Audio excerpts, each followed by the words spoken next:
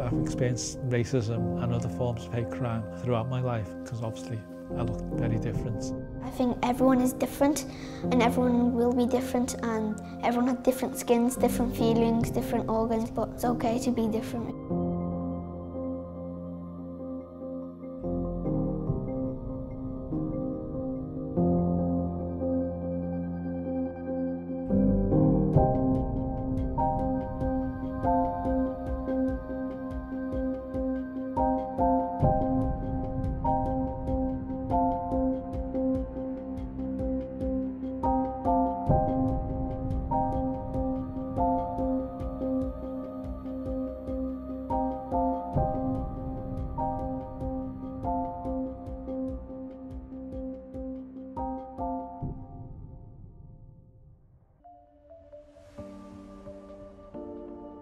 Hate crime is any perceived hate from the individual around their personal characteristics. So it might be if you have a disability, or maybe your race or your religion, it might be physical, it might be verbal, any of that abuse that comes from a place based on who they are or what they look like, and that's how we categorise a hate crime. A hate crime is when someone commits a crime against someone else due to xenophobia. He's xenophobic. He doesn't like the fact that the person is a different color, a different religion, a different gender.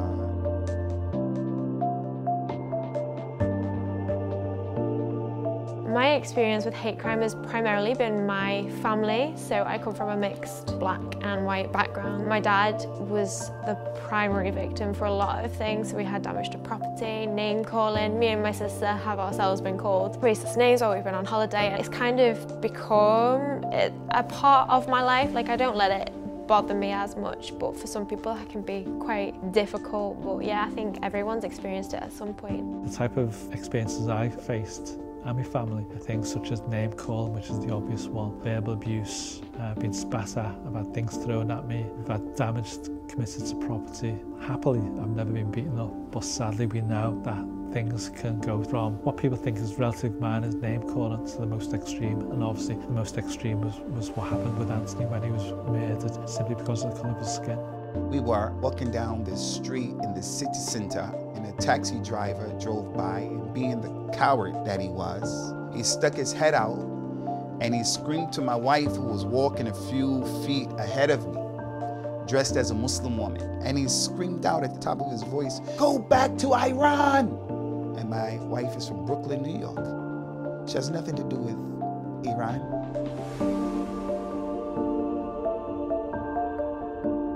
Across Merseyside, we probably have about 250 hate crimes a month. Liverpool, probably about half that as part of the makeup of Merseyside. We do see spikes when we see things happen in the news. So a bomb attack in the likes of the Manchester Arena, or the London attacks, and Brexit overall, we can see increases in reports of hate crime. And when you think about why people do it, in terms of either ignorance or fear, that's magnified when you have those sorts of events. People feel vulnerable, don't know who to blame, and blame the wrong people. People think that Islam is tantamount to terrorism and extremism, and that's not the case. I believe in Islam because I think it's a really good religion. Different people have different feelings, and if you have the same religion, you can talk about the Quran and everything. The children here talk about Donald Trump. They don't talk about the Manchester bombing. And they say Donald Trump hates us, hates everybody, doesn't like anybody at all, except for white people. And we say, no, that's not true. But if you look yourself at the characterization of Donald Trump, you would say he hates everybody. And so if us as adults, we can't understand that on the media, how are children supposed to understand? People who are different colours and get bullied, they won't really tell the other people that what they're feeling about, because they'll probably be scared that they will probably do something else. Racism is doing prejudice and like judging someone by their look, skin colour, just being mean before you get to know them. Everyone can be racist and we all make mistakes, but sometimes some people make bigger mistakes than other people.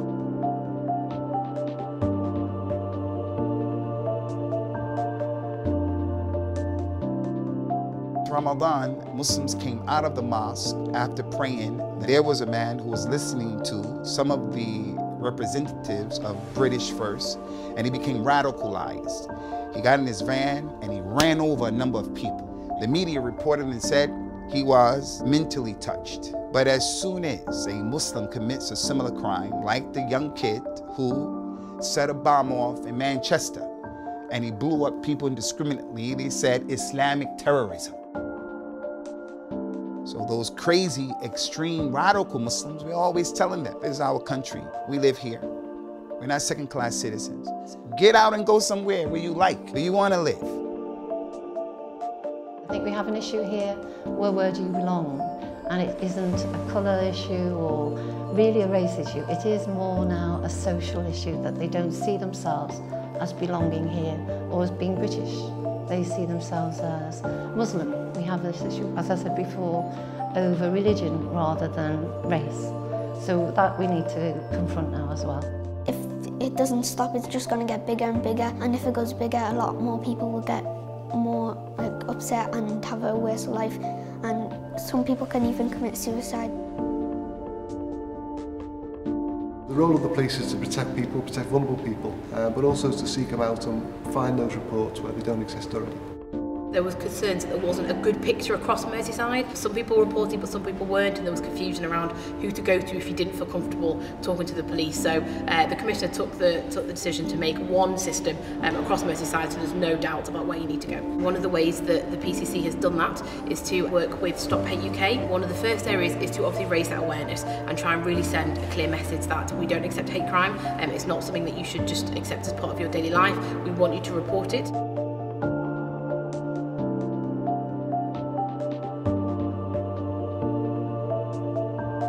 The Anthony Walker Foundation is a charity set up in the aftermath of Anthony's racist murder in 2005, and the main aims of the charity is to educate people about the harms of racism and all forms of hate crime, try and veer people away, particularly young people, from that type of negative behaviour and attitude towards others because of difference. Quite often people feel isolated, they feel that there's no one to turn to or there's no one who understands their situation. We have to demonstrate that we do have a sense of understanding of what it's like to be discriminated against, and so we can empathise with them, and hopefully that will open them up to talk to us about their experiences and identify how we can help them. I think a lot of people don't know where they can go outside of the police, or don't always know what is a hate crime. Organisations that are able to step outside of their office and go and educate other people, I think there could be a bit more of a shift in direction towards a bit more support or more awareness of the support that there is.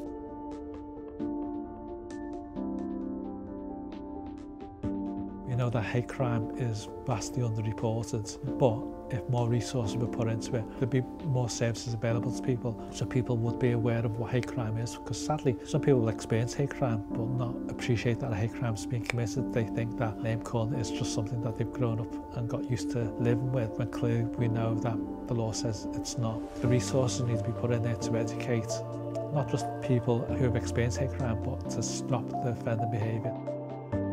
Reporting hate crime is really important. Everybody has, again, a responsibility in the community, because if we don't, this is one of the ways that the crime rate will continue to rise. If a person knows there's a price to pay, our society, our community, we as a people, we're not going to tolerate that stuff, then we'll see very quickly these types of issues being eradicated, because people are going to put the brakes on all of that anti-sociable behavior.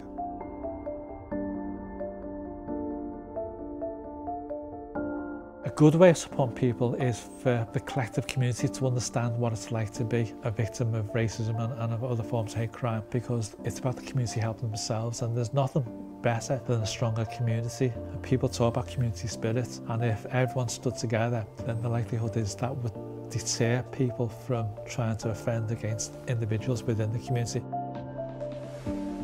Our mosque is open every single day to the general public on a daily basis. We are inviting the local schools to our mosque, where we gave a presentation to see us and to meet us and to make their own determination who we are. Are we people to be feared? Are we all terrorists?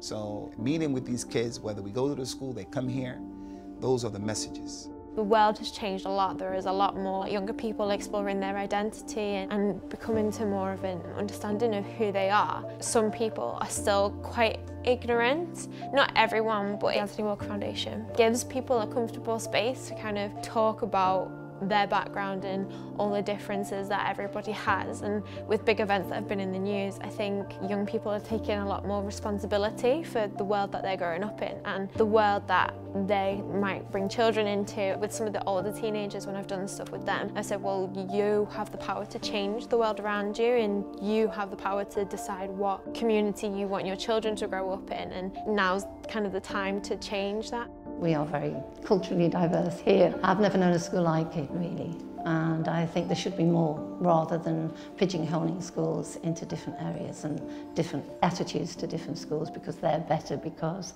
they are not diverse. We need to be diverse for the community we live in and for the world we live in now, to understand each other. The young people that we worked with today and in the past, hopefully they'll be the future. They'll be more responsible. They'll pass the right messages on and challenge these myths and negative messages that exist in society today.